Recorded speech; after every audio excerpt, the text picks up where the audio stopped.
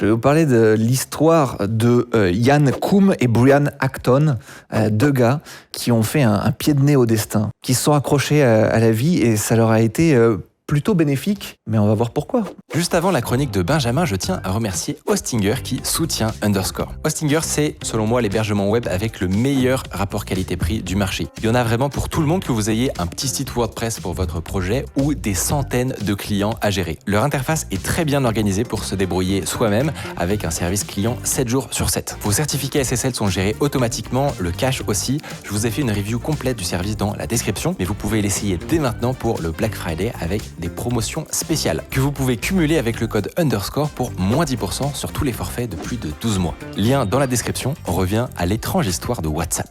Ce sont des anciens développeurs de chez Yahoo. En 2007, ils étaient chez Yahoo, les man, et ça allait bien et tout, mais c'est l'exode rural à la Silicon Valley, il y a des trucs dans tous les sens, il y a des énormes groupes qui sont en train de péter tout le game et tout.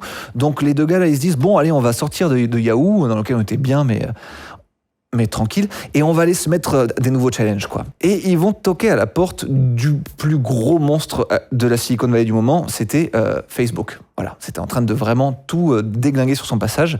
Et donc, les deux gars qui ont tout quitté, ils font leurs entretiens, c'est cool, ils font les tests techniques, c'est cool, etc. Mais recalés, les deux gars.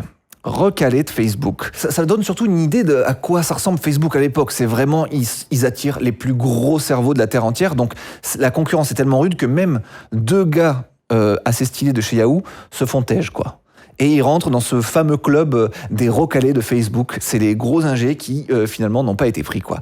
Donc, à partir de là, c'est un peu la désillusion, la douche froide, j'ai envie de dire. Et s'ensuit 2 ans d'errance, en fait, pour ces deux gars-là. Pendant 2 ans, ils savent pas trop quoi faire. Ils ont pas envie de rentrer dans la première boîte qui passe. Ils ont pas envie de non plus créer un produit de merde, etc. Donc, voilà. Pendant 2 ans, ils se cherchent un petit peu. Et ils vont faire plusieurs réalisations pendant ces 2 ans qui vont les mener à un nouveau projet sur lequel ils vont se lancer. Primo, le gars là, qui s'appelle Ian Coom, il est ukrainien. Et il a en mémoire le fait que ses parents, à ce moment-là, ils osent pas trop se parler au téléphone parce qu'ils ont peur de se faire écouter par le gouvernement russe, en fait. À ce moment-là, dans Yann, il y a un peu cette idée de la sécurité, le chiffrement ou tout ça. Enfin, c'est un truc sur lequel on aimerait bien bosser. Mais bon, pas suffisant pour se lancer dans une aventure ou faire quoi que ce soit. Il y a aussi le fait que s'envoyer des textos, ça coûte cher, c'est chiant à travers les pays en tout cas. Et quand il décrit à ses parents, ça lui coûte une couille et ça l'énerve, quoi. Donc il y a ça qui est là, mais surtout la giga révolution, le gros truc qui arrive et vraiment qui leur met le dernier coup de fouet qu'il leur fallait pour s'y mettre. Il y a l'iPhone qui sort. Et surtout, il y a Apple qui arrive et qui dit, voilà, on va créer une marketplace d'applications. Et là, les deux man, ils se disent, bon, d'accord, là, il y a un truc à jouer, là. Il faut qu'on crée une app, quoi, en gros. Donc, c'est tout, cette végétation pendant 2 ans, toutes ces idées-là qui bouillonnent comme ça et tout, et qui nous amènent en 2009, ils créent le premier WhatsApp. C'est juste une application pour mettre à jour des statuts. Genre en train de faire des courses, en train de plus de batterie. Voilà, tu mets à jour tes statuts, un peu comme ce que tu faisais sur MSN à l'époque. Mais bon, très vite, c'est pas mal, ça prend un petit peu. Mais très vite, là, il y a les notifications push là, de iPhone qui débarquent. Et là, à ce moment-là, ils disent, ouais, il y a un truc aussi à jouer sur les notifications push, etc. Et voilà, très vite, ils arrivent à transformer l'essai et à créer un système de messagerie, ce qui va devenir le WhatsApp que l'on connaît tous, qui propose du coup une messagerie sécurisée. La vieille idée pour arrêter de se faire... Qui est assez révolutionnaire à l'époque. Qui est assez révolutionnaire, tout à fait, et qui permet enfin de plus se faire espionner par quiconque. Pas de stockage sur des gros serveurs de WhatsApp, etc. Pas de pub. Pas de vente de données personnelles. Et le seul truc que ça te demande, c'est un numéro de téléphone pour t'inscrire. Donc à ce moment-là, ils débarquent avec cette offre qui est complètement folle et inégalée. Toujours est-il qu'ils ont trouvé l'offre et l'accroche pertinente à ce moment-là, ce qui fait que le bouche à oreille s'est mis en branle. Ça a été un succès immédiat. Et très vite, dès 2009, ils se sont retrouvés avec 1 million d'inscrits par jour. Par jour. La conséquence de tout ça, c'est que WhatsApp, en 2009, du coup, c'est 32 personnes. Attends, c'est rien. C'est rien. Très peu. C'est peu. C'est peu. Rien. Surtout pour du 1 million d'inscrits par jour, c'est très peu, quoi. C'est ça. Et 32 personnes qui ont littéralement tué le SMS en 1 an.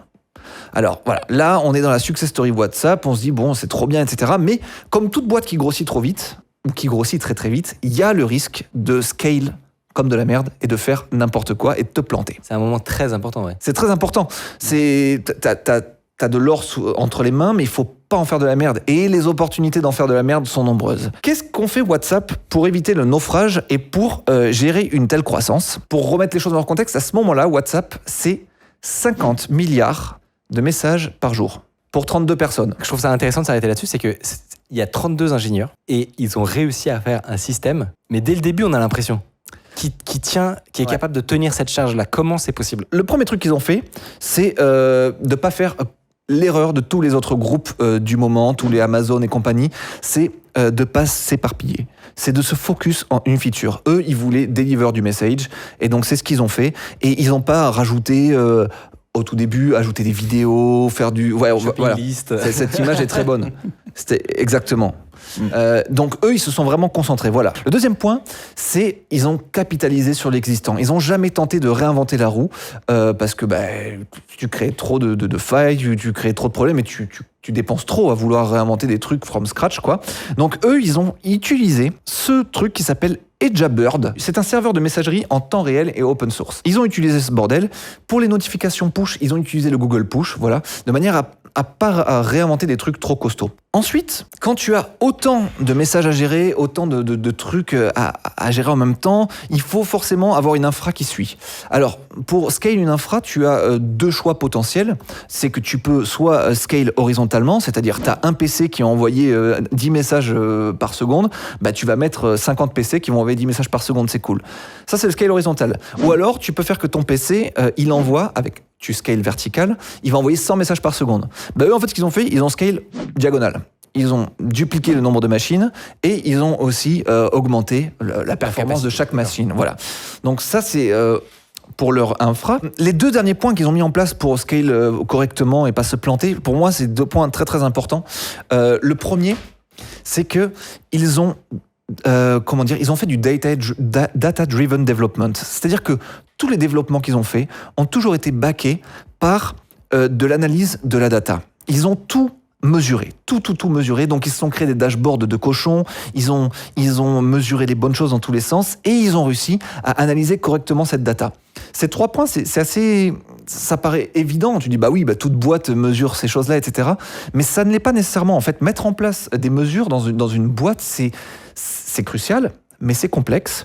Il ne faut pas prendre tout n'importe quoi. Il faut savoir quoi remonter. Il faut savoir comment analyser tout ce bousin. Et avec 50 milliards de messages par jour, on a dit, vous vous rendez compte qu'il y en a des choses à analyser dans tous les sens. L'autre point qui est hyper important pour moi, et vous avez bugué tout à l'heure sur le nombre de personnes qui travaillent dans cette boîte, 32 personnes, ils s'y sont tenus. Ils n'ont pas voulu prendre plus de gens. Alors ça, les 32 légendes de WhatsApp... J'ai envie de tous les retrouver. Ils ont dû être sélectionnés très de Big Boss là. Ils ont réussi leur scaling grâce à toutes ces petites méthodes qu'ils ont mises en place. Maintenant, on va aborder un petit peu l'histoire du langage. Dans le chat, là, est-ce que vous avez une idée en quoi a été développé WhatsApp? Je vois du Go, du Java, du COBOL. Java c'est mort, la JVM, du Elixir, de l'assembleur, du Pascal.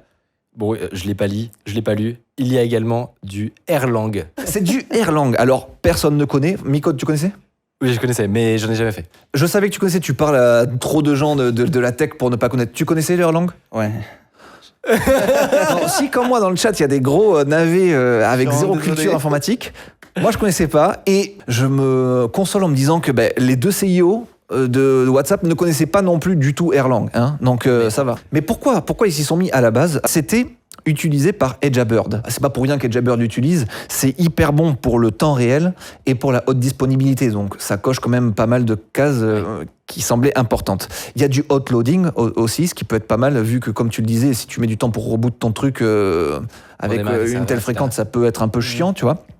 En gros, si je dis pas de conneries, ça veut dire que tu vas patcher ton application. Ouais. Alors qu'elle est Encore en train de tourner. Running. Ouais, moi, je me chierais dessus à l'idée de faire un truc pareil, mais Ça conserve le contexte. C'est incroyable. Ça paraît impossible, mais bravo à eux. Qu'est-ce qu'on peut encore dire sur Erlang? En fait, ils ont une virtual machine qui supporte les green threads. Et qu'est-ce que c'est les green threads? C'est des threads. Enfin, c'est une manière plus efficace de faire du multithreading, en fait, beaucoup plus performante que le C++. T'en parlais un petit peu tout à l'heure et tout. Voilà, c'est beaucoup plus performant pour faire ça. Ne me demandez pas de rentrer dans les détails, je serais mauvais là-dedans, mais en tout cas. Pour ce qu'ils voulaient faire, c'était hyper stylé. Et en 4 secondes, vous pouvez juste vous dire que ça correspond à effectuer beaucoup de tâches en parallèle. Exactement. Ce qui est très important pour gérer des milliards de messages en même temps. Absolument. Bref, c'est beau tout ça, c'est très bien, mais ça tourne sur quoi, d'après vous, les serveurs de WhatsApp? Comment ça, sur quoi système? Pardon, excusez-moi. Excusez-moi, monsieur, parce qu'il faut être Excusez-moi. précis, en fait. Pas quelle machine, mais quel OS? Ok. Ah, ça doit être un truc obscur, j'imagine, comme tous les trucs de C'est pas WhatsApp. Windows. ROS C'est pas Windows. C'est pas Windows. Voilà, donc ça, c'est out of the question. Du coup, c'est un Unix quelque chose. Oui. Est-ce que c'est un Linux? On aurait pu se dire que oui, mais ça, Acton, il a dit Linux, ça fait chier, trop de friction, ça pète les chips, trop de distrib et tout le bordel. FreeBSD? Là, il faut dire la réponse. Ouais, voilà, ça, c'est FreeBSD. Mais vous connaissez ou Non, mais il reste pas grand-chose. Non, mais tu ouais. connais FreeBSD? Oui, enfin, je sais pas. Mais c'est normal, tout le monde connaît FreeBSD. Personne connaît FreeBSD. Vous connaissez dans le chat FreeBSD? Pourquoi FreeBSD? Déjà, il faut savoir que nos deux larrons, là, ils viennent de Yahoo. Et en fait, c'était utilisé à Yahoo, en fait. Donc, pareil, ils n'ont pas voulu complexifier la chose. Ils se sont dit, vas-y, on utilise ça, c'est stylé, on connaît, on repart là-dessus. Surtout, c'est que aussi, pour tout ce qui est réseau, c'est une des stacks les plus fiables en tout ce qui concerne réseau. Donc, forcément, réseau de télécommunications, ça fait sens. Juste que, voilà, FreeBSD, c'était bien, mais pour gérer le bousier, le bousin que c'est de gérer autant de connexions simultanées à une application, ils se sont quand même permis d'aller modifier un petit peu le noyau de FreeBSD, rien que ça, en fait. Ça les a menés où tout ce bazar? C'est bien beau tout ça, mais pourquoi ils ont rené à ce point? Surtout, il y a une grosse question que le chat a posée. Oui. C'est comment ils gagnent de l'argent? C'est vrai que j'ai oublié une petite anecdote. Qui va probablement pas répondre à la question, mais qui va répondre à une idée du business plan qu'ils avaient au départ. Au départ, apparemment, la première année, là en 2009, puis en 2002, enfin 10, 11 et 12, la première année était gratuite, et après c'était 99 centimes par an. Ah ouais? Sauf que apparemment, ils t'offraient, dans plein de cas assez faciles, ils t'offraient la deuxième année. Et puis je crois que la troisième année, ils ont carrément retiré le paiement. Donc en fait, j'aimerais bien trouver sur cette planète quelqu'un qui a payé WhatsApp. Je crois que ça rentre dans la même catégorie des gens qui ont payé WinRAR. Pour moi, c'est un peu ça. En 2013, du coup, donc soit 4 ans seulement après la création de WhatsApp, il y a Google qui débarque et qui dit « Les gars, c'est pas mal ce que vous avez fait. » Ils ont peut-être une idée meilleure que nous pour rentabiliser ce projet. Et du coup, ils disent « On va vous proposer $1 milliard pour vous racheter WhatsApp. » Et là, tu te dis, ouais, ça fait que 4 ans qu'on est dessus, $1 milliard, c'est pas mal, tu vois. Genre, tu te dis, on est que 32 en plus, se partager tout ça, c'est stylé. Là, ils disent non. Tu fais bon, ok. Google, lui, il est reparti la queue entre les jambes comme ça et tout. Et du coup, les gars, ils ont continué de taffer 1 an de plus sur leur bail. Et là, ding dong, toc toc toc, c'est une autre boîte qui tape à la porte. Et c'est là toute l'ironie du destin, l'ironie du sort, c'est là l'esprit shonen, c'est là tout ce que vous voulez imaginer ou quoi que ce soit. C'est qui tape à la porte? C'est les gens qui les avaient recalés à l'époque. C'est Facebook qui tape à la porte et là qui propose pas $1 milliard. Mark débarque et il propose 19 milliards de dollars. 19 fois plus que Google 1 an plus tôt, quand même. 1 an plus tôt, ouais. Donc en C'est 1 an, dingue, ils ont fait x19. C'est pas mal. C'est une boîte qui grossit vite, quoi. Donc là, les deux CEO, ils acceptent le deal. Et je pense qu'aussi, il y a un petit point d'ego qui leur dit, allez, on se venge de Facebook, on relave notre honneur, on sort du club des losers. Et ils finissent finalement par se faire embaucher par Facebook. Parce que quand ils se font racheter, ils vont travailler encore un an ou deux pour Facebook, en gros. Ils vont travailler pour WhatsApp, mais chapeautés désormais par Facebook. Mais avec tous les changements que veulent opérer Facebook sur la confidentialité, sur les données des utilisateurs, etc., ça crée trop de dissidents. Et les deux gars décident de se barrer. En fait, ils disent non, nous, c'est pas pour ça qu'on a créé WhatsApp. Ça ne correspond plus à qui nous sommes, à notre vision du produit. Donc, on s'en va. Qu'est-ce qu'ils ont fait? Ils ne sont pas arrêtés là. Ils ne sont pas partis que la tête haute.